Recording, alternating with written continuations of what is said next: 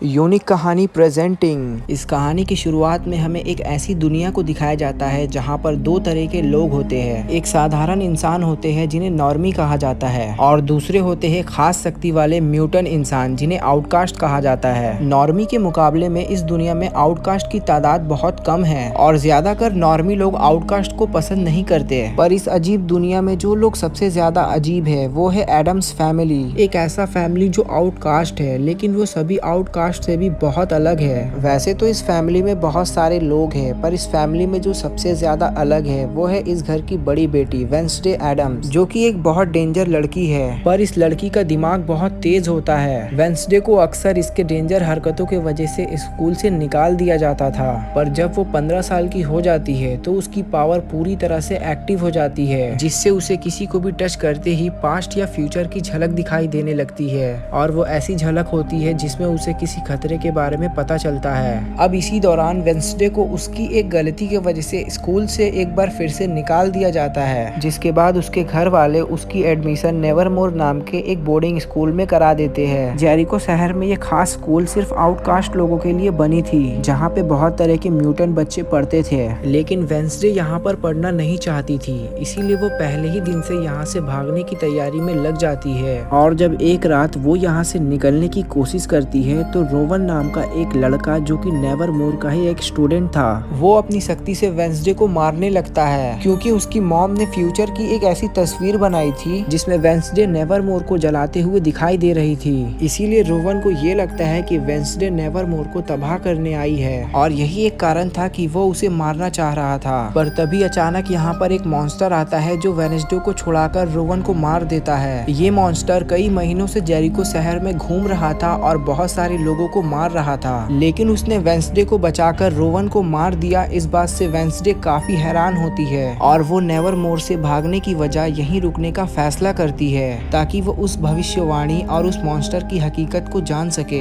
इसके बाद वेंसडे और उसका फैमिली मेंबर थिंग, जो कि एक कटा हुआ हाथ था, और वो भी उस स्कूल में आ जाता है और ये दोनों यहाँ पर छानबीन शुरू करते हैं। फिर जब वेंसडे रोवन की उस ड्राइंग की रिसर्च करती है तो उसे अपने स्कूल के एक लाइब्रेरी से उस ड्राइंग का दूसरा हिस्सा मिल जाता है, जिसमें उसे अपने अलावा एक और आदमी खड़ा हुआ दिखता है। और तब जाके वेंसडे को अपने स्कूल वालों से ये पता चलता है कि वो आदमी जोसेफ क्रैकस्टोन है, जो कि जेरिको शहर का फाउंडर था। इसीलिए वो क्रैकस्टोन की जानकारी इकट्ठा करना शुरू करती है और तब जाकर वेंसडे को अपनी शक्ति से 400 साल पहले की एक झलक दिखाई देती है, जिसमें उसे जोसेफ क्रैकस्टोन दिखता है और उसकी हकीकत पता चलती है। दरअसल क्रैकस्टोन एक सन की धार्मिक आदमी था और उसे आउटकास्ट लोगों से नफरत थी। वो दुनिया के सभी आउटकास्ट लोगों को खत्म करना चाहता था, जिसकी वजह से उसने सन 1625 को जेरिको शहर के सभी आउटकास्ट को एक तहखाने में बुलाकर उन्हें जिंदा जला दिया था। पर वेंसडे की एक पूर्वज गूडी एडम्स वहां से बच निकली थी और उसने बाद में क्रैकस्टोन को मार दिया था। इस फ्लैशबैक को देखने के बाद भी वेंसडे को एक दो बार और गूडी एडम्स नजर आती है। दरअसल गूडी एक पावरफुल विच थी और उसके पास वेंसडे जैसे ही पावर थी, और इस तरह के पावर को इस्तेमाल करना कोई मरा हुआ पूर्वज ही सिखा सकता था। इसीलिए गूडी की आत्मा वेंसडे को दिखाई देने लगती है, जो कि उसे ऐसी बातें बताती है कि उस मॉन्स्टर और उस भविष्यवाणी को सुलझाने में काम आए। अब वेंसडे को इतना समझ आ जाता है कि एक दिन क्रैकस्टोन जिंदा होगा और तब जाकर उन दोनों का आमना सामना होगा। इसके अलावा जब वेंसडे उस मॉन्स्टर की थोड़ी इन्वेस्टिगेशन करती है तो उसे ये पता चलता है कि वो मॉन्स्टर असल में एक इंसान है और वो जिसको भी मारता है उसका एक बॉडी पार्ट जमा कर लेता है। अब गूडी वेंसडे को एक पुरानी घर की इन्वेस्टिगेशन करने बोलती है।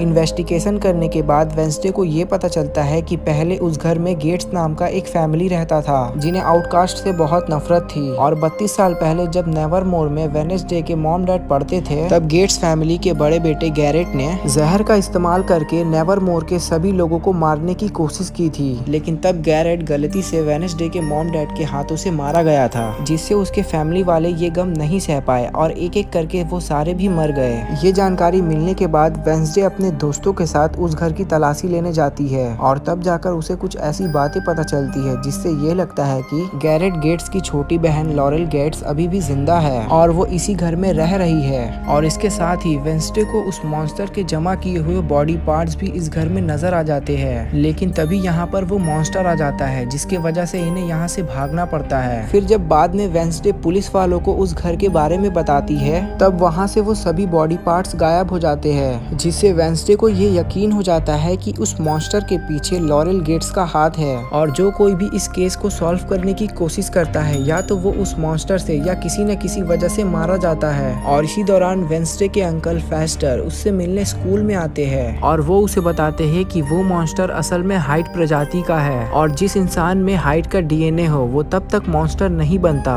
जब तक उसके साथ कोई दर्दनाक घटना नहीं होती या कोई इंसान उसे जगा नहीं देता। और जो कोई भी हाइड को जगाता है, हाइड उसे अपना गुरु मान लेता है और वो उसका गुलाम बन जाता है। और इस बात को जानकर वेंसडे ये मान लेती है कि लॉरेल गेट्स ही उस हाइड की गुरु है और वो अपने फैमिली के मौत के बदले सबको मरवा रही है। यहाँ वेंसडे को ये डाउट होता है कि उसके क्लास में पढ़ने वाला जेवियर नाम का एक लड़का वो मॉन्स्टर हाइड है और उसकी गुरु जेरिको शहर की एक साइकाइट्रिस्ट डॉक्टर किनबॉट है जो दरअसल लॉरेल गेट्स है और ये सब वो भेस बदल के कर रही है। पर एक दिन डॉक्टर किनबॉट भी उस मॉन्स्टर के हाथों से मारी जाती है तो वेंसडे को लगता है कि जेवियर ने अपने गुरु को ही मार दिया। और जब वो जेवियर के कमरे की चेकिंग करती है तो उसे उस मॉन्स्टर के शिकार हुए लोगों की कुछ सामान मिल जाती है और इस वजह से वेंसडे को ये यकीन हो जाता है कि जेवियर ही वो हाइड मॉन्स्टर है और इसीलिए वो जेवियर को पुलिस से अरेस्ट करवा देती है। जिसके बाद वेंसडे का टेंशन एकदम से खत्म हो जाता है और इसके बाद वो अपने बॉयफ्रेंड टाइलर जो कि शहर के एक पुलिस ऑफिसर का बेटा था उससे मिलने जाती है। और जब ये दोनों आपस में किस करते हैं तो उसे एक विजन आती है जिससे वेंसडे को ये पता चलता है कि असली मॉन्स्टर टाइलर है और उसने झूठे सबूत जमा करके जेवियर को फंसा दिया है। इसके बाद वेंसडे यहाँ से भाग जाती है और वो टाइलर के फैमिली के बारे में इन्वेस्टिगेशन करने लगती है जिससे उसे ये पता चलता है कि टाइलर की मॉम फ्रांसवा एक आउटकास्ट थी जो कि नेवरमोर की ही स्टूडेंट थी।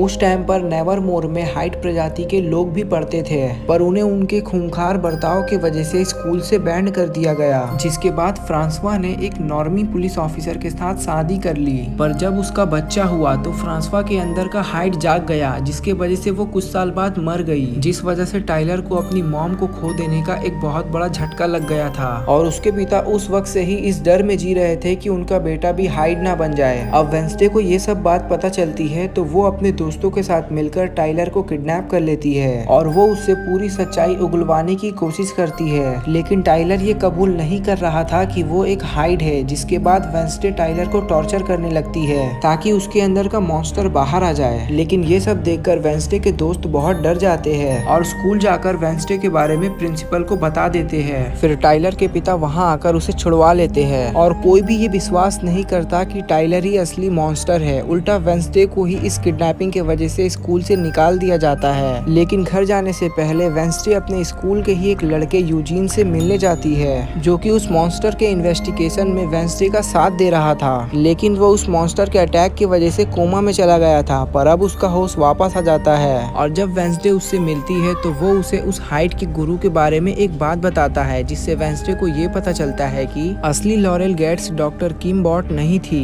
बल्कि वो उसकी स्कूल की टीचर मैरिलिन थॉर्लिन है जिसने टाइलर को उसकी मॉम की हकीकत बताकर और कुछ केमिकल देकर उसके अंदर की हाइड को जगाया और उसे नेवरमोर के खिलाफ भड़काकर अपना गुलाम बना लिया। और ये जानने के बाद वेंसडे अपनी स्कूल के प्रिंसिपल के साथ जिनके पास रूप बदलने की शक्ति थी उन्हें टाइलर के रूप में लॉरेल गेट्स के पास ले जाती है और वो उसका पर्दा फाश कर देती है। ये देखकर प्रिंसिपल बहुत हैरान हो जाती है लेकिन इससे पहले प्रिंसिपल कुछ करती लॉरेल गेट्स उन्हें जहर देकर मार देती है और इसके बाद वो वेंसडे को बेहोश करके टाइलर के मदद से उसे क्रैकस्टोन के गुफा में ले जाती है जहाँ पर उसकी ताबूत थी। यहाँ पर लॉरेल से ये पता चलता है कि वो और उसके फैमिली वाले असल में जोसेफ क्रैकस्टोन के वंशज है जो कि सालों से आउटकास्ट को खत्म करने की कोशिश में लगे हुए हैं। लेकिन ये मकसद हमसे पूरा नहीं हो पाया, इसीलिए मैंने इस काम के लिए क्रैकस्टोन को दोबारा से जिंदा करने का फैसला किया जिसके लिए उसे कई लोगों की बॉडी पार्ट्स की जरूरत थी जो मैंने टाइलर की मदद से इकट्ठा कर लिए। इसके अलावा उसने गूडी एडम्स की जादुई किताब चुराई जिसमें मरे हुए लोगों को जिंदा करने का तरीका था।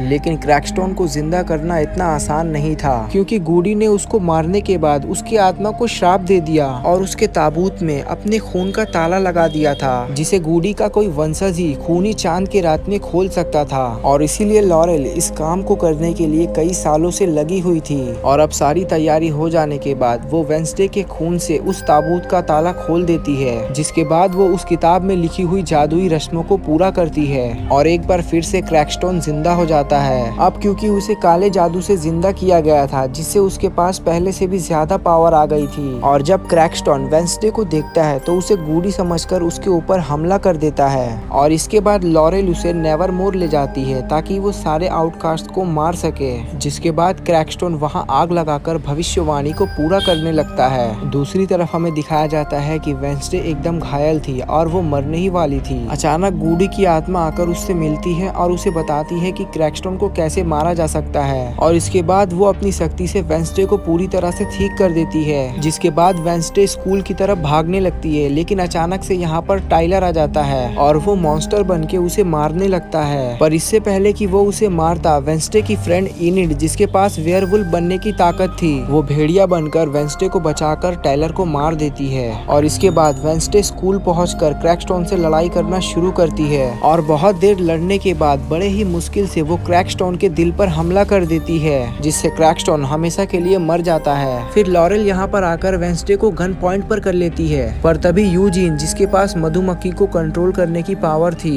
वो अपनी मधुमक्खी की आर्मी को लेकर यहाँ पर आता है और लॉरेल पर हमला करके उसे मार देता है। और इसके बाद जेवियर को जेल से छोड़ दिया जाता है और टाइलर को अरेस्ट कर लिया जाता है। और वेंसडे ने स्कूल को तबाह होने से बचाया था, इसीलिए उसे स्कूल से नहीं निकाला जाता। और इस हादसे की वजह से स्कूल के सारे बच्चों को कुछ दिनों के लिए घर वापस भेज दिया जाता है। और जब वेंसडे अपने घर वापस जा रही होती है तो रास्ते में उसे एक अनजान नंबर से मैसेज आता है, जिसमें कोई उसे नजर रखने की और उसे मारने की धमकी दे रहा था। और ये देखकर वेंसडे को ये लगता है कि लॉरेल गेट्स ने जो कुछ भी किया उसके पीछे भी किसी आदमी का हाथ है जो अब भी उसे मारना चाहता है, जिसके बारे में हमें दूसरे सीजन में पता चलेगा। तो ये सीरीज यहीं पर खत्म हो जाती है। उम्मीद करता हूँ कि ये सीरीज आपको पसंद आई होगी। इस सीरीज का सेकंड सीजन जब भी आएगा आपको हमारे चैनल पर मिल जाएगा। दोबारा मिलते हैं नेक्स्ट एक्सप्लेनेशन वीडियो में।